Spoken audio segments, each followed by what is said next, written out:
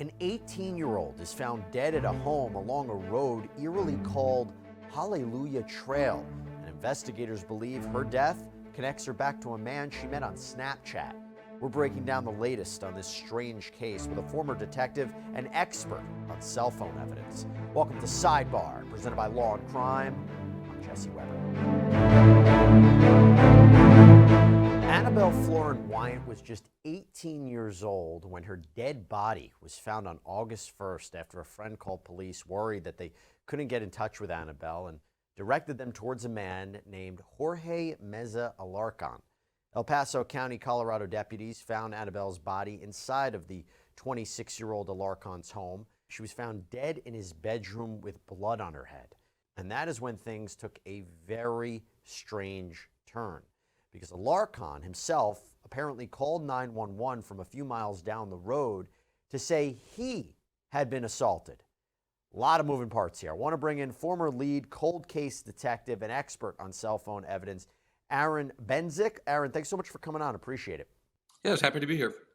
So I want to go through the evidence with you, and here's what we know. Because according to the El Paso County, Colorado deputies, Annabelle's friend said that she had gone to Alarcon's home to, quote, collect money from a Snapchat Premium subscriber. Now, Snapchat Premium is not a program that's officially recognized by the app company, but people use it seemingly to exchange cash for content, sometimes explicit content like nude photos or videos. And Alarcon allegedly told deputies that Annabelle agreed to meet up with him where he would pay her money for sex. He says that they communicated through text messages in the Snapchat app, but they hadn't met in person yet. And according to the friend who called police, he was the one who had given Annabelle a ride to Alarcon's house, said that she texted him that Alarcon was giving her a weird vibe. So he checked in with her from time to time, but then hadn't heard from her in about 90 minutes, so he got really worried.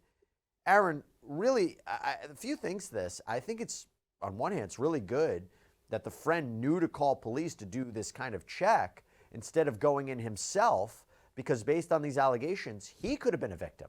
Yeah, absolutely. There's a big safety component to this, and it's clear that Annabelle was concerned about things and wasn't comfortable with the environment that she was going into. And, her having her friend check on her, texting constantly back and forth with him, I just don't know that that was the safest thing for her to do. She Right. trusted her instincts that something wasn't right here, but how much help did that actually provide? And, I think it was something that helped later on as far as getting justice and finding her soon. If she hadn't been checking in with that friend, it might have been a significant amount of time, days, even months before she was found. Alarcon could have had time to do something to further hide, the crime that he had committed. And again, obviously, these are allegations at this point, but you're 100% right. If he did this, he could have disposed of the body or potentially. Do you find it strange, though, and not putting any judgment, I'm sure this is something that investigators asked, that the friend didn't come into the house with her? Yeah, and I'm not sure exactly how much the police are sharing in regards to, was he directly outside the house? Did he drop her off? Was he running some errands nearby? Because what we do know is that Alarcon is found 3 hours later outside of the house in another area. So, if the friend was directly outside the house the entire time, would they have seen Alarcon come outside? So it's a little unclear, where exactly the friend was, but there certainly is that component of, had they come in contact with Alarcon, something tragic happened to Annabelle. They absolutely could have been a victim of that themselves. Talk to me about these kind of, I guess the best way to describe it, side hustles using apps like this. In your experience, is this becoming more and more common? And clearly, this is not the first case that I've heard of people who meet online, they meet together in person, and then violence ensues. That's what the allegation is here. But talk to me about what we're seeing. Sure, there's certainly a lot of platforms that are supporting these, side hustles, if you will, and engaging with people online in various ways.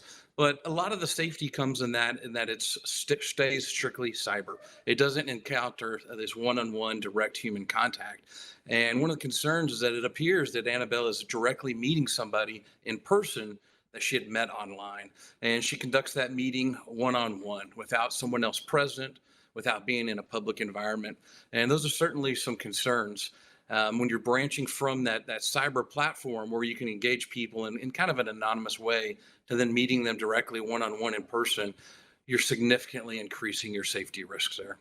How tough is it to get those communications? Because I imagine that'll be a big part of this case. Are these social media companies forthcoming with this information? Is it any difficulty in finding the entire conversations or communications between people? Yeah, law enforcement generally doesn't have problems getting the online communications. In this case, we're talking about Snapchat. Snapchat is very cooperative with law enforcement. They respond to legal process and they'll provide information if a judge orders them to do so. Hey, so I want to thank June's Journey for sponsoring this episode of Sidebar. Honestly, with our show, our content, I really can't think of a more fitting sponsor. Why?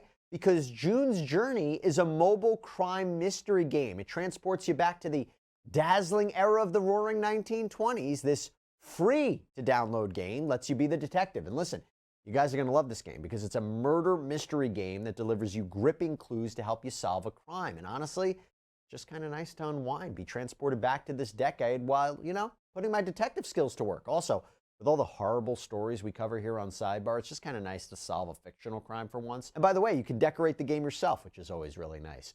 So right now, you can download June's Journey for free by clicking the link in the description, pinned in the comments too. You can also scan the QR code on screen. June's Journey, it's available on Android and iOS mobile devices, as well as on PC through Facebook Games.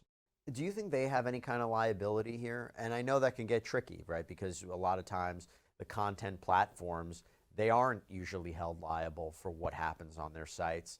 But do you ever see in your experience where it is the responsibility of these social media apps to more carefully monitor what is happening on there? Well, I wouldn't be able to speak too much to liability concerns as a detective, but I certainly think that it's very hard to control what people do in real life. And I think it speaks to the safety concerns that people need to be responsible for their safety. And I think Annabelle knew that, and she did. She took some good steps for her safety. She just didn't go far enough.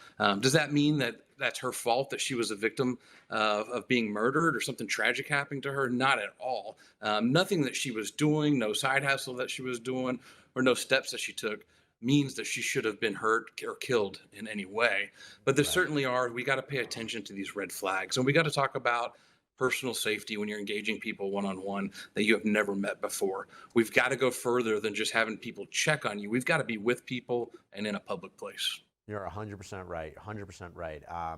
There is something alarming about being let off at the house of this guy that you've never met before, and clearly this had tragic consequences. The deputies who do the interview with Alarcon, reportedly he has injuries to his face. And at first, he tells the investigators, or allegedly tells the investigators, that he was going to get the money to pay Annabelle when she hit him with something and knocked him out. And then he allegedly claimed he woke up 3 miles away, called 911. Let's first, Aaron, talk about that version of his story, because detectives say he ended up changing his story. Yeah, what you got is a classic case of a suspect creating distance from a tragic incident. Something bad has happened, and the first story that's coming out is something that we know is not the truth because Alarcon later changes it and provides different details. So his mindset at that point is he's distancing himself from this tragic event that's happened, and that's what he thinks is going to help keep him safe. And then later he's changing that and giving a different story, which just ruins his credibility for any of the versions of the story that he wants to tell. And later, he reportedly changed his story and said, okay, Annabelle had threatened him, that he allegedly told deputies that after he and Annabelle had sex, she asked for money and then she hit him. And he says that Annabelle had been texting with someone that she called her boyfriend, and he was afraid that someone was outside waiting to attack him. And I'm curious, Aaron, does that version of the story, if he's sticking with that one, is that better than the other version, or do you still see holes in it? It's just ridiculous. You've got this story. You have an 18-year-old girl that you're reporting is inside your house. You don't have people banging on your door. You don't have people banging on your window. You're simply saying you hear a car idling outside and maybe there's someone even out there. And then he's reporting that Annabelle hits him with her cell phone. I'm sorry. You've got a guy who's saying he's now using jujitsu moves on an 18-year-old girl armed with a cell phone. Don't buy it. Completely ridiculous. Oh, we'll get to that move in a second. But does it help his narrative? Does it help his defense that It wasn't he who admitted that Annabelle was coming there to collect money. It was seemingly Annabelle's friend. So the idea that she's coming to his house to collect money, does that help his story at all? That he was now at the center of this, that maybe he was the victim in all this, or not really? Well, from an investigator's point of view, the things you're thinking about are what are the facts.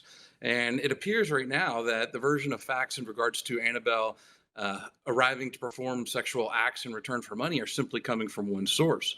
That would be Alarcon himself. The friend is saying that that she's going there to collect money. What exactly she was doing, what her intentions are, we don't know. There could be a possibility that she was there to collect money. Maybe this person had agreed to pay her for something, agreed to pay her for just images online, and he wasn't holding up his end of the bargain, and she wanted to talk to him about it. I don't know. We just have that self-reported by Alarcon at this point.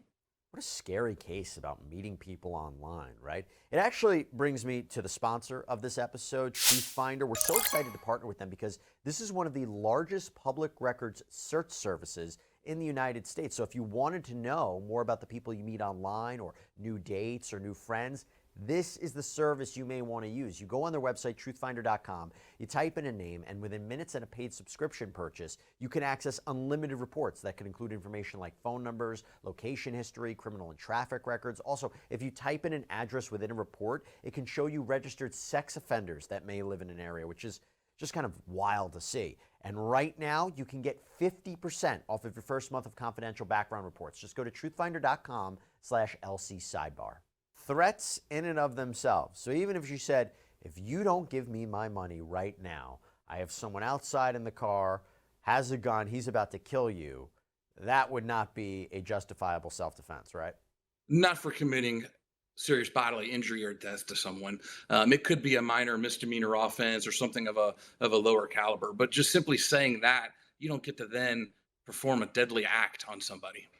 And let's talk about that deadly act, because according to the affidavit, Alarcon told deputies that he, quote, instantly went to a leg lock, but transitioned to a Darce chokehold, which he demonstrated on the floor of the interview room. And a Darce chokehold, my understanding, is often seen in mixed martial arts, and it's where all of a person's weight is on their opponent's neck and their head is being pulled. It's really, really a brutal move. And the arrest affidavit reportedly said that Jorge was asked if he knew Annabelle was dead when he left the room, and he stated, without checking her pulse, and he said he knows how to do locks because he likes to train, and he knows when the chokehold is used, you only have 2 to 3 taps in you. So Aaron, when we talk about murder in Texas, and my understanding after reading the statute is that is the defendant intentionally and knowingly causing the death of another person, or the defendant intending to cause serious bodily injury and committed an act that was clearly dangerous to human life, and this act caused the death of an individual, this feels like a fact pattern that fits into that. Absolutely. You've got this story of Alarcon saying that he's training. He goes to practice these moves, and then he's now starting with one move, transitioning to another move. It's just classic embellishment. He's trying to fabricate a story of how he had to navigate through all of these moves, and that's what he had to do to survive because of this impending doom that was coming. But reality is different. Reality is that he's in a room with an 18-year-old girl armed with nothing but her cell phone and maybe an idling car outside. Alarcon had options. Had he been truly scared and fearful, he could have taken her phone and called 911. He could have used his own phone. He didn't have to use all these grandiose jujitsu moves to incapacitate an 18-year-old girl with no imminent threat outside. There's just no one banging on doors or windows. This is a grown man and an 18-year-old girl, and it's not okay. And he seemingly, if we take this as true, what he told law enforcement, he knew the consequences of using a move like that. So there was one thing to say he had the ability to maybe incapacitate her, knock her out, but he seemed to know that this could have led to her Absolutely. death, and that's what happened here. Now, deputies, they end up arresting him. They take him to the El Paso County Jail. He was handed down a $1 million bond, but based on our last review, he hasn't posted yet, so he's still behind bars. He's expected back in court after Labor Day weekend. But here's the thing. Alarcon reportedly has a very concerning criminal history that I want to talk about. According to KKTV News, back in December, he was charged in a separate case with strangulation assault.